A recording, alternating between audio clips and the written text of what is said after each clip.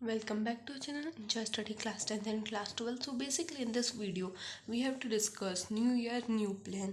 नए साल में नया प्लान बनाएंगे हम, क्योंकि we have only 2 months for our study. ठीक है, एमपी बोर्ड के लिए बात कर रही हूँ, सीबीएसई के लिए भी करीबन 15 फरवरी से आपके एग्ज़ाम है, तो करीबन आपके पास 1.5 महीना ही है.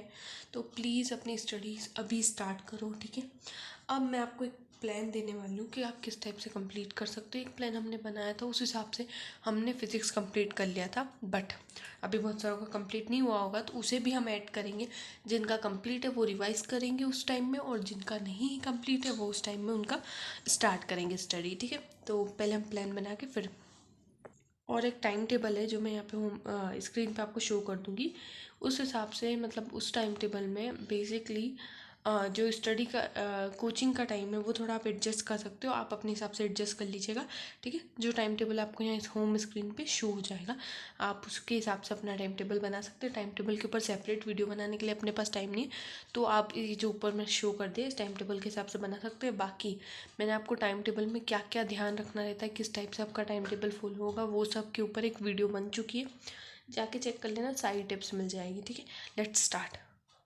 तो जो हमें प्लान डिस्कस करना है इस वीडियो में, उसमें हमें 1 मंथ की ही बात करनी है.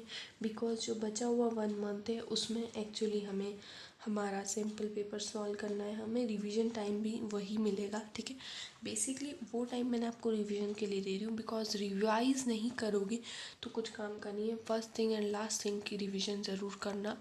बहुत बार हम सोचते हैं पूरा सिलेबस कंप्लीट कर लें, बिना रिवीजन के हम एग्ज़ाम दे देंगे, तो वो सबसे बड़ी आपकी मिस्टेक हो सकती है.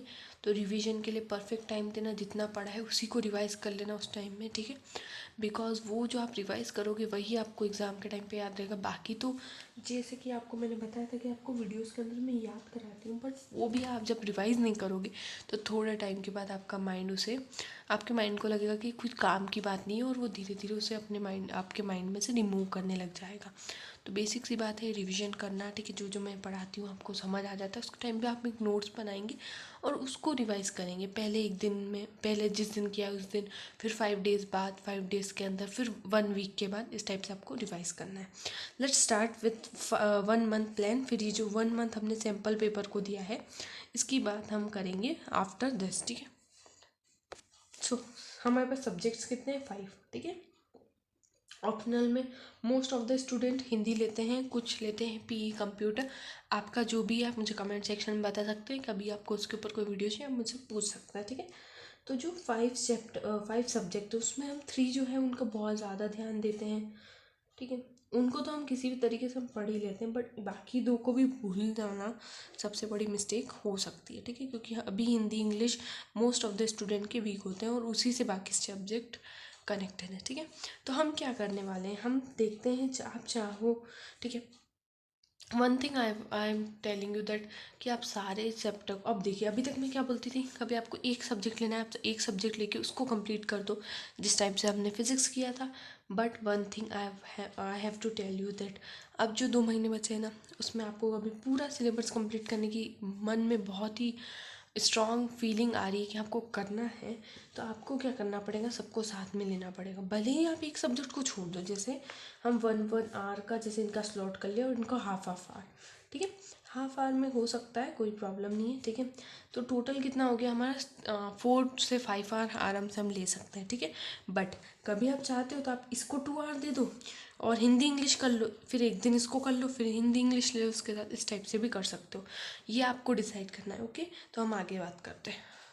मैं जो आपको टाइम टेबल शो किया था उसमें आपको 6 स्लॉट, तो 5 to 6 स्लॉट मिल रहे हैं. एक स्लॉट छोटा होगा, जो छोटा स्लॉट है उसमें हम रिवाइज करेंगे जो भी हमने बचे हुए 5 स्लॉट में पढ़ा है. हो सकता है आपने 5 में से 2 स्लॉट में पढ़ा हो, 3 स्लॉट में पढ़ा हो, बट आपको पढ़ना है. ठीक है, बेसिक सी चीज़ यही है कि आपको पढ़ना है. एक्चुअली हमारे साथ होता क्या है कि हम टाइम टेबल का एक पार्ट फॉलो कर नहीं पाए, तो हम सोचते हैं कल से करेंगे. Don't do that things. मेरे मतलब मैं बताती हूँ आपको एक चीज़, टाइम टेबल जब फॉलो नहीं हो रहा है, एक टाइम मतलब एक स्लॉट आपका छूट गया है, तो डोंट टेल दैट कि हम कल से फॉलो करेंगे, बिकॉज वो फॉलो बिल्कुल नहीं होगा। आप क्या कीजिए कि जैसे आपका 1 आवर हुआ क्या कि आप 1 आवर आप लेट हो गए, ठीक है, जैसे आपको 3 o'clock पे स्टडी करने बैठना था, आप नहीं बैठ पाए, तो अब आपका 3 से 5 o'clock का टाइम था, तो आप 4 पे भी बैठ जाइए, ठीक है, 4 पे बैठ जाइए, 5 तक कीजिए। उसके बाद कभी आपका कुछ इंपॉर्टेंट काम ना हो तो आप उसे 6 तक भी एक्सटेंड कर सकते हैं, ठीक है, ये बात आपको समझ आ जाएगी, ठीक है। उसके बाद आपके टाइम टेबल के ऊपर कुछ इम्पॉर्टेंट टिप्स हैं जिससे आप अपनी स्टडी को इम्प्रूव कर सकते हैं, उसके ऊपर एक सेपरेट वीडियो चाहिए तो कमेंट करके मुझे बोल दीजिएगा, मैं बना दूँगी, ठीक है। और इसके अलावा क्या है कि हम 6 स्लॉट हैं, ठीक है, तो आपको पता है किस टाइप से इनमें डिवीजन करना है, वो आपका मन है। 2 सब्जेक्ट लो, 3 लो, पर एक सब्जेक्ट मत लेना, 3 तो ले ही लेना, ठीक है, 3 कर लोगे कंप्लीट, बचे हुए 2 को हम कैसे भी एडजस्ट कर सकते हैं। और आपको कोई भी प्रॉब्लम हो तो आप कमेंट करके मुझसे पूछ सकते हैं। That's all for this video के अंदर टाइम टेबल भी दे दिया है मैंने, बता भी दिया कि आपको 5 सब्जेक्ट को साथ में लेना है, सबको किस टाइप से टाइम देना है, या तो आप सबको 1 आवर दे दो और हाफ आवर दे दो, या आप किसी को 2, किसी को 1.5, इस टाइप से भी एडजस्ट कर सकते हो, ठीक है। किसी को इसको 2 दे दिया, इसको आप 1 आवर दे दो और बाकी इसको 1 आवर दे दो, इस टाइप से कर सकते हो, ठीक है। That's all for this video अच्छी लगी हो, सब कुछ आपको समझ आया हो तो चैनल को सब्सक्राइब कर देना और वीडियो को लाइक कर देना।